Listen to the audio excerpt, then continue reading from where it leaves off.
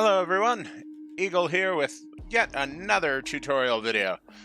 Today we're going to be talking about something fairly basic that I get asked quite a lot, which is how to enable the free cam in the game.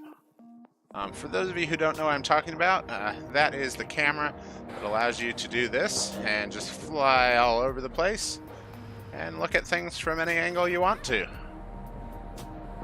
So, how do we do that? Well, it's surprisingly simple. You just have to turn it on first. So what we need to do is we're going to open up our documents / American Truck Simulator folder. And inside of here, we have down here something called the config file. Now, depending on your system, this might show up as just a generic logo that will ask you what you want to open it with. What you're going to want to do is tell it to open it with Notepad. So we can go open with, and then just choose Notepad. That's going to open up a file just like this. It's got a bunch of different parameters in here that you can adjust for the game. The ones that we are going to want to adjust are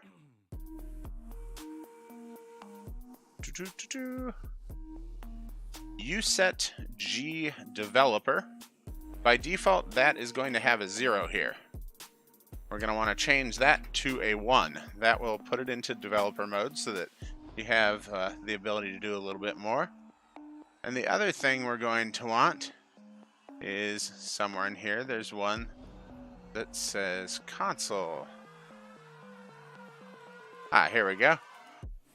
Uset G _ console.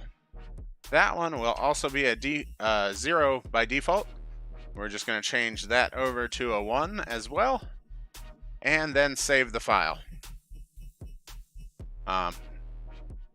Hit save, and that's really all there is to it. Once you've done that, you'll have to restart your game if it was running at the time, which if you just do this before you've launched the game, you won't have to worry about that. But then once you're in the game, that will unlock the ability to both use the free cam here, which is the 0 key, camera 0. It'll default to being under your truck like this.